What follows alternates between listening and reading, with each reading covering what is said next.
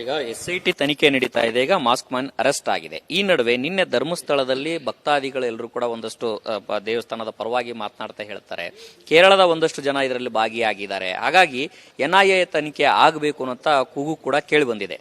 ಆ ಕೂಗು ಸಹ ಇದೆ. ಯಾಕಂತ ಹೇಳಿದ್ರೆ ಕೇರಳದ ಅಸೆಂಬ್ಲಿಗೆ ಒಂದು ಗುಂಪು ಲೆಟರ್ ಬರೀತದೆ, ನೀವು ಇದ್ರ ಬಗ್ಗೆ ರೆಸೊಲ್ಯೂಷನ್ ಮಾಡಬೇಕು, ಕೇರಳ ಅಸೆಂಬ್ಲಿಯಲ್ಲಿ ಇದ್ರ ಬಗ್ಗೆ ಚರ್ಚೆ ಆಗಬೇಕು ಅನ್ನುವಂಥ ಮಾತನ್ನ ಹೇಳಿ ಒಂದು ಲೆಟರ್ ಬರ್ತದೆ. ಕೇರಳದ MP ಒಬ್ಬರು, ಕೇರಳದ MP ಒಬ್ಬರು ಹೇಳ್ತಾರೆ, ನಾವು ಈ ತನಿಖೆಯಲ್ಲಿ SIT ತನಿಖೆ ಏನಾಗ್ತದೆ ಅದರಲ್ಲಿ ಕೇರಳ ಪೊಲೀಸ್ ಇನ್ವಾಲ್ವ್ ಆಗಬೇಕನ್ನುವಂಥ ಮಾತನ್ನು ಒಬ್ಬರು ಹೇಳ್ತಾರೆ. ಮತ್ತು ತಮಿಳುನಾಡಿನ ಒಬ್ಬರು MP ಅವರ ಹೆಸರು ಅಲ್ಲಲ್ಲಿ ಮೇಲೆ ಬರ್ತಾ ಇದೆ.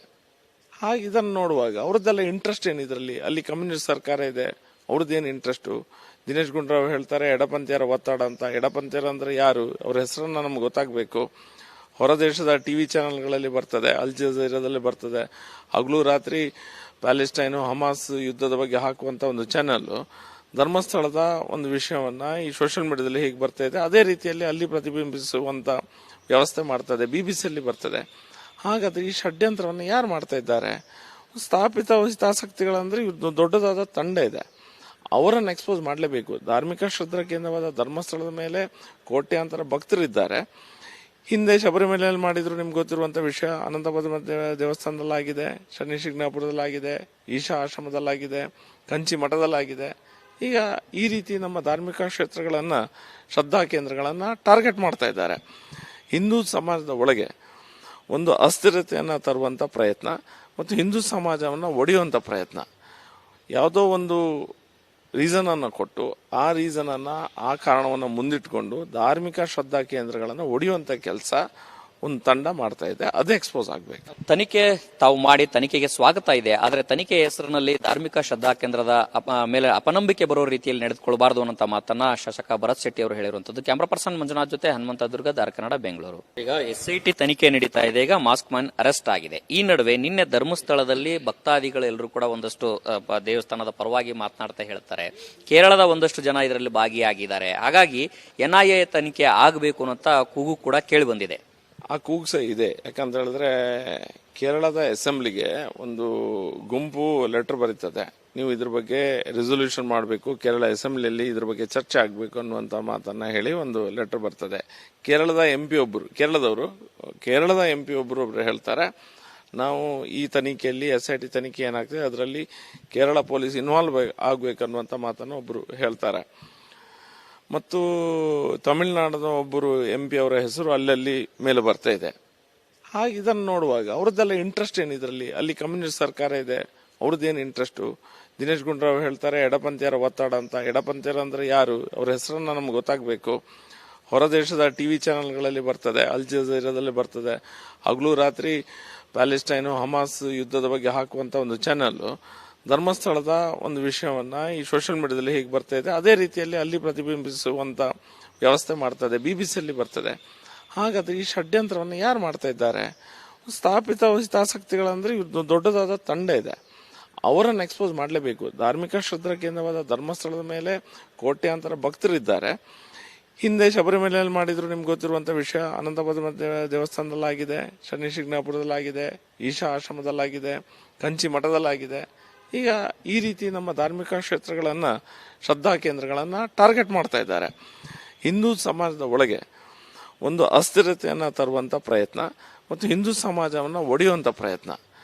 ಯಾವುದೋ ಒಂದು ರೀಸನ್ ಅನ್ನು ಕೊಟ್ಟು ಆ ರೀಸನ್ ಅನ್ನ, ಆ ಕಾರಣವನ್ನು ಮುಂದಿಟ್ಕೊಂಡು ಧಾರ್ಮಿಕ ಶ್ರದ್ಧಾ ಕೇಂದ್ರಗಳನ್ನು ಒಡೆಯುವಂತ ಕೆಲಸ ಒಂದು ತಂಡ ಮಾಡ್ತಾ ಇದೆ. ಅದೇ ಎಕ್ಸ್ಪೋಸ್ ಆಗ್ಬೇಕು. ತನಿಖೆ ತಾವು ಮಾಡಿ ತನಿಖೆಗೆ ಸ್ವಾಗತ ಇದೆ, ಆದರೆ ತನಿಖೆ ಹೆಸರಿನಲ್ಲಿ ಧಾರ್ಮಿಕ ಶ್ರದ್ಧಾ ಕೇಂದ್ರದ ಮೇಲೆ ಅಪನಂಬಿಕೆ ಬರೋ ರೀತಿಯಲ್ಲಿ ನಡೆದುಕೊಳ್ಳಬಾರದು ಅನ್ನೋ ಮಾತನ್ನ ಶಾಸಕ ಭರತ್ ಶೆಟ್ಟಿ ಅವರು ಹೇಳಿರುವಂತದ್ದು. ಕ್ಯಾಮರಾ ಪರ್ಸನ್ ಮಂಜುನಾಥ್ ಜೊತೆ ಹನುಮಂತ ದುರ್ಗ, ದಾರ್ ಕನ್ನಡ, ಬೆಂಗಳೂರು. ಈಗ SIT ತನಿಖೆ ನಡೀತಾ ಇದೆ. ಈಗ ಮಾಸ್ಕ್ ಮ್ಯಾನ್ ಅರೆಸ್ಟ್ ಆಗಿದೆ. ಈ ನಡುವೆ ನಿನ್ನೆ ಧರ್ಮಸ್ಥಳದಲ್ಲಿ ಭಕ್ತಾದಿಗಳೆಲ್ಲರೂ ಕೂಡ ಒಂದಷ್ಟು ದೇವಸ್ಥಾನದ ಪರವಾಗಿ ಮಾತನಾಡ್ತಾ ಹೇಳ್ತಾರೆ, ಕೇರಳದ ಒಂದಷ್ಟು ಜನ ಇದರಲ್ಲಿ ಭಾಗಿಯಾಗಿದ್ದಾರೆ, ಹಾಗಾಗಿ ಎನ್ಐಎ ತನಿಖೆ ಆಗಬೇಕು ಅಂತ ಕೂಗು ಕೂಡ ಕೇಳಿ ಬಂದಿದೆ. ಆ ಕೂಗು ಸಹ ಇದೆ. ಯಾಕಂತ ಹೇಳಿದ್ರೆ ಕೇರಳದ ಅಸೆಂಬ್ಲಿಗೆ ಒಂದು ಗುಂಪು ಲೆಟರ್ ಬರೀತದೆ, ನೀವು ಇದ್ರ ಬಗ್ಗೆ ರೆಸೊಲ್ಯೂಷನ್ ಮಾಡಬೇಕು, ಕೇರಳ ಅಸೆಂಬ್ಲಿಯಲ್ಲಿ ಇದ್ರ ಬಗ್ಗೆ ಚರ್ಚೆ ಆಗಬೇಕು ಅನ್ನುವಂಥ ಮಾತನ್ನ ಹೇಳಿ ಒಂದು ಲೆಟರ್ ಬರ್ತದೆ. ಕೇರಳದ MP ಒಬ್ಬರು, ಕೇರಳದ MP ಒಬ್ಬರು ಹೇಳ್ತಾರೆ, ನಾವು ಈ ತನಿಖೆಯಲ್ಲಿ SIT ತನಿಖೆ ಏನಾಗ್ತದೆ ಅದರಲ್ಲಿ ಕೇರಳ ಪೊಲೀಸ್ ಇನ್ವಾಲ್ವ್ ಆಗ್ಬೇಕನ್ನುವಂತ ಮಾತನ್ನು ಒಬ್ಬರು ಹೇಳ್ತಾರೆ. ಮತ್ತು ತಮಿಳುನಾಡಿನ ಒಬ್ಬರು MP ಅವರ ಹೆಸರು ಅಲ್ಲಲ್ಲಿ ಮೇಲೆ ಬರ್ತಾ ಇದೆ. ಹಾಗೆ ಇದನ್ನು ನೋಡುವಾಗ ಅವ್ರದ್ದೆಲ್ಲ ಇಂಟ್ರೆಸ್ಟ್ ಏನಿದ್ರಲ್ಲಿ, ಅಲ್ಲಿ ಕಮ್ಯುನಿಸ್ಟ್ ಸರ್ಕಾರ ಇದೆ, ಅವ್ರದ್ದೇನು ಇಂಟ್ರೆಸ್ಟು. ದಿನೇಶ್ ಗುಂಡೂರಾವ್ ಹೇಳ್ತಾರೆ ಎಡಪಂಥೀಯರ ಒತ್ತಡ ಅಂತ. ಎಡಪಂಥೀಯರ ಅಂದ್ರೆ ಯಾರು, ಅವ್ರ ಹೆಸರನ್ನ ನಮ್ಗೆ ಗೊತ್ತಾಗಬೇಕು. ಹೊರ ದೇಶದ TV ಚಾನೆಲ್ಗಳಲ್ಲಿ ಬರ್ತದೆ, ಅಲ್ ಜಜೀರಾದಲ್ಲಿ ಬರ್ತದೆ. ಹಗಲು ರಾತ್ರಿ ಪ್ಯಾಲೆಸ್ಟೈನು ಹಮಾಸ್ ಯುದ್ಧದ ಬಗ್ಗೆ ಹಾಕುವಂತ ಒಂದು ಚಾನೆಲ್ ಧರ್ಮಸ್ಥಳದ ಒಂದು ವಿಷಯವನ್ನ ಈ ಸೋಷಿಯಲ್ ಮೀಡಿಯಾದಲ್ಲಿ ಹೇಗೆ ಬರ್ತಾ ಇದೆ ಅದೇ ರೀತಿಯಲ್ಲಿ ಅಲ್ಲಿ ಪ್ರತಿಬಿಂಬಿಸುವಂತ ವ್ಯವಸ್ಥೆ ಮಾಡ್ತದೆ. BBC ಬರ್ತದೆ. ಹಾಗಾದ್ರೆ ಈ ಷಡ್ಯಂತ್ರವನ್ನು ಯಾರು ಮಾಡ್ತಾ ಇದ್ದಾರೆ? ಸ್ಥಾಪಿತ ಹಿತಾಸಕ್ತಿಗಳಂದ್ರೆ ಇವ್ರದ್ದು ದೊಡ್ಡದಾದ ತಂಡ ಇದೆ, ಅವರನ್ನು ಎಕ್ಸ್ಪೋಸ್ ಮಾಡಲೇಬೇಕು. ಧಾರ್ಮಿಕ ಶ್ರದ್ಧಾ ಕೇಂದ್ರವಾದ ಧರ್ಮಸ್ಥಳದ ಮೇಲೆ ಕೋಟ್ಯಾಂತರ ಭಕ್ತರಿದ್ದಾರೆ. ಹಿಂದೆ ಶಬರಿಮಲೆಯಲ್ಲಿ ಮಾಡಿದ್ರು, ನಿಮ್ಗೆ ಗೊತ್ತಿರುವಂತ ವಿಷಯ. ಅನಂತಪದ್ಮ ದೇವಸ್ಥಾನದಲ್ಲಾಗಿದೆ, ಶನಿ ಶಿಗ್ನಾಪುರದಲ್ಲಾಗಿದೆ, ಈಶಾ ಆಶ್ರಮದಲ್ಲಾಗಿದೆ, ಕಂಚಿ ಮಠದಲ್ಲಾಗಿದೆ. ಈಗ ಈ ರೀತಿ ನಮ್ಮ ಧಾರ್ಮಿಕ ಕ್ಷೇತ್ರಗಳನ್ನ, ಶ್ರದ್ಧಾ ಕೇಂದ್ರಗಳನ್ನ ಟಾರ್ಗೆಟ್ ಮಾಡ್ತಾ ಇದ್ದಾರೆ. ಹಿಂದೂ ಸಮಾಜದ ಒಳಗೆ ಒಂದು ಅಸ್ಥಿರತೆಯನ್ನ ತರುವಂತ ಪ್ರಯತ್ನ ಮತ್ತು ಹಿಂದೂ ಸಮಾಜವನ್ನ ಒಡೆಯುವಂತ ಪ್ರಯತ್ನ. ಯಾವುದೋ ಒಂದು ರೀಸನ್ ಅನ್ನ ಕೊಟ್ಟು ಆ ರೀಸನ್ ಅನ್ನ, ಆ ಕಾರಣವನ್ನ ಮುಂದಿಟ್ಕೊಂಡು ಧಾರ್ಮಿಕ ಶ್ರದ್ಧಾ ಕೇಂದ್ರಗಳನ್ನ ಒಡೆಯುವಂತ ಕೆಲಸ ಒಂದು ತಂಡ ಮಾಡ್ತಾ ಇದೆ. ಅದೇ ಎಕ್ಸ್ಪೋಸ್ ಆಗ್ಬೇಕು. ತನಿಖೆ ತಾವು ಮಾಡಿ ತನಿಖೆಗೆ ಸ್ವಾಗತ ಇದೆ, ಆದರೆ ತನಿಖೆ ಹೆಸರಿನಲ್ಲಿ ಧಾರ್ಮಿಕ ಶ್ರದ್ಧಾ ಕೇಂದ್ರದ ಮೇಲೆ ಅಪನಂಬಿಕೆ ಬರೋ ರೀತಿಯಲ್ಲಿ ನಡೆದುಕೊಳ್ಬಾರ್ದು ಅನ್ನೋ ಮಾತನ್ನ ಶಾಸಕ ಭರತ್ ಶೆಟ್ಟಿ ಅವರು ಹೇಳಿರುವಂತದ್ದು. ಕ್ಯಾಮರಾ ಪರ್ಸನ್ ಮಂಜುನಾಥ್ ಜೊತೆ ಹನುಮಂತ ದುರ್ಗ, ದಾರ್ ಕನ್ನಡ, ಬೆಂಗಳೂರು. ಈಗ SIT ತನಿಖೆ ನಡೀತಾ ಇದೆ. ಈಗ ಮಾಸ್ಕ್ ಮ್ಯಾನ್ ಅರೆಸ್ಟ್ ಆಗಿದೆ. ಈ ನಡುವೆ ನಿನ್ನೆ ಧರ್ಮಸ್ಥಳದಲ್ಲಿ ಭಕ್ತಾದಿಗಳೆಲ್ಲರೂ ಕೂಡ ಒಂದಷ್ಟು ದೇವಸ್ಥಾನದ ಪರವಾಗಿ ಮಾತನಾಡ್ತಾ ಹೇಳ್ತಾರೆ, ಕೇರಳದ ಒಂದಷ್ಟು ಜನ ಇದರಲ್ಲಿ ಭಾಗಿಯಾಗಿದ್ದಾರೆ, ಹಾಗಾಗಿ NIA ತನಿಖೆ ಆಗಬೇಕು ಅನ್ನೋ ಕೂಗು ಕೂಡ ಕೇಳಿ ಬಂದಿದೆ. ಆ ಕೂಗು ಸಹ ಇದೆ. ಯಾಕಂತ ಹೇಳಿದ್ರೆ ಕೇರಳದ ಅಸೆಂಬ್ಲಿಗೆ ಒಂದು ಗುಂಪು ಲೆಟರ್ ಬರೀತದೆ, ನೀವು ಇದ್ರ ಬಗ್ಗೆ ರೆಸೊಲ್ಯೂಷನ್ ಮಾಡಬೇಕು, ಕೇರಳ ಅಸೆಂಬ್ಲಿಯಲ್ಲಿ ಇದ್ರ ಬಗ್ಗೆ ಚರ್ಚೆ ಆಗಬೇಕು ಅನ್ನುವಂತ ಮಾತನ್ನ ಹೇಳಿ ಒಂದು ಲೆಟರ್ ಬರ್ತದೆ. ಕೇರಳದ MP ಒಬ್ಬರು, ಕೇರಳದ MP ಒಬ್ಬರು ಹೇಳ್ತಾರೆ, ನಾವು ಈ ತನಿಖೆಯಲ್ಲಿ SIT ತನಿಖೆ ಏನಾಗ್ತದೆ ಅದರಲ್ಲಿ ಕೇರಳ ಪೊಲೀಸ್ ಇನ್ವಾಲ್ವ್ ಆಗ್ಬೇಕನ್ನುವಂತ ಮಾತನ್ನು ಒಬ್ಬರು ಹೇಳ್ತಾರೆ. ಮತ್ತು ತಮಿಳುನಾಡಿನ ಒಬ್ಬರು MP ಅವರ ಹೆಸರು ಅಲ್ಲಲ್ಲಿ ಮೇಲೆ ಬರ್ತಾ ಇದೆ. ಹಾಗೆ ಇದನ್ನು ನೋಡುವಾಗ ಅವ್ರದ್ದೆಲ್ಲ ಇಂಟ್ರೆಸ್ಟ್ ಏನಿದ್ರಲ್ಲಿ, ಅಲ್ಲಿ ಕಮ್ಯುನಿಸ್ಟ್ ಸರ್ಕಾರ ಇದೆ, ಅವ್ರದ್ದೇನು ಇಂಟ್ರೆಸ್ಟು. ದಿನೇಶ್ ಗುಂಡೂರಾವ್ ಹೇಳ್ತಾರೆ ಎಡಪಂಥೀಯರ ಒತ್ತಡ ಅಂತ. ಎಡಪಂಥೀಯರ ಅಂದ್ರೆ ಯಾರು, ಅವ್ರ ಹೆಸರನ್ನ ನಮ್ಗೆ ಗೊತ್ತಾಗಬೇಕು. ಹೊರ ದೇಶದ TV ಚಾನೆಲ್ಗಳಲ್ಲಿ ಬರ್ತದೆ, ಅಲ್ ಜಜೀರಾದಲ್ಲಿ ಬರ್ತದೆ. ಹಗಲು ರಾತ್ರಿ ಪ್ಯಾಲೆಸ್ಟೈನು ಹಮಾಸ್ ಯುದ್ಧದ ಬಗ್ಗೆ ಹಾಕುವಂತ ಒಂದು ಚಾನೆಲ್ ಧರ್ಮಸ್ಥಳದ ಒಂದು ವಿಷಯವನ್ನ ಈ ಸೋಷಿಯಲ್ ಮೀಡಿಯಾದಲ್ಲಿ ಹೇಗೆ ಬರ್ತಾ ಇದೆ ಅದೇ ರೀತಿಯಲ್ಲಿ ಅಲ್ಲಿ ಪ್ರತಿಬಿಂಬಿಸುವಂತ ವ್ಯವಸ್ಥೆ ಮಾಡ್ತದೆ. BBC ಬರ್ತದೆ. ಹಾಗಾದ್ರೆ ಈ ಷಡ್ಯಂತ್ರವನ್ನು ಯಾರು ಮಾಡ್ತಾ ಇದ್ದಾರೆ?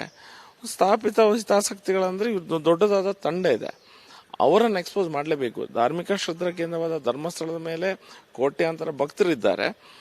ಹಿಂದೆ ಶಬರಿಮಲೆಯಲ್ಲಿ ಮಾಡಿದ್ರು, ನಿಮ್ಗೆ ಗೊತ್ತಿರುವಂತ ವಿಷಯ. ಅನಂತಪದ್ಮ ದೇವಸ್ಥಾನದಲ್ಲಾಗಿದೆ, ಶನಿ ಶಿಗ್ನಾಪುರದಲ್ಲಾಗಿದೆ, ಈಶಾ ಆಶ್ರಮದಲ್ಲಾಗಿದೆ, ಕಂಚಿ ಮಠದಲ್ಲಾಗಿದೆ. ಈಗ ಈ ರೀತಿ ನಮ್ಮ ಧಾರ್ಮಿಕ ಕ್ಷೇತ್ರಗಳನ್ನ, ಶ್ರದ್ಧಾ ಕೇಂದ್ರಗಳನ್ನ ಟಾರ್ಗೆಟ್ ಮಾಡ್ತಾ ಇದ್ದಾರೆ. ಹಿಂದೂ ಸಮಾಜದ ಒಳಗೆ ಒಂದು ಅಸ್ಥಿರತೆಯನ್ನ ತರುವಂತ ಪ್ರಯತ್ನ ಮತ್ತು ಹಿಂದೂ ಸಮಾಜವನ್ನ ಒಡೆಯುವಂತ ಪ್ರಯತ್ನ. ಯಾವುದೋ ಒಂದು ರೀಸನ್ ಅನ್ನ ಕೊಟ್ಟು ಆ ರೀಸನ್ ಅನ್ನ, ಆ ಕಾರಣವನ್ನ ಮುಂದಿಟ್ಕೊಂಡು ಧಾರ್ಮಿಕ ಶ್ರದ್ಧಾ ಕೇಂದ್ರಗಳನ್ನ ಒಡೆಯುವಂತ ಕೆಲಸ ಒಂದು ತಂಡ ಮಾಡ್ತಾ ಇದೆ. ಅದೇ ಎಕ್ಸ್ಪೋಸ್ ಆಗ್ಬೇಕು. ತನಿಖೆ ತಾವು ಮಾಡಿ ತನಿಖೆಗೆ ಸ್ವಾಗತ ಇದೆ, ಆದರೆ ತನಿಖೆ ಹೆಸರಿನಲ್ಲಿ ಧಾರ್ಮಿಕ ಶ್ರದ್ಧಾ ಕೇಂದ್ರದ ಮೇಲೆ ಅಪನಂಬಿಕೆ ಬರೋ ರೀತಿಯಲ್ಲಿ ನಡೆದುಕೊಳ್ಬಾರ್ದು ಅನ್ನೋ ಮಾತನ್ನ ಶಾಸಕ ಭರತ್ ಶೆಟ್ಟಿ ಅವರು ಹೇಳಿರುವಂತದ್ದು. ಕ್ಯಾಮರಾ ಪರ್ಸನ್ ಮಂಜುನಾಥ್ ಜೊತೆ ಹನುಮಂತ ದುರ್ಗ, ದಾರ್ ಕನ್ನಡ, ಬೆಂಗಳೂರು.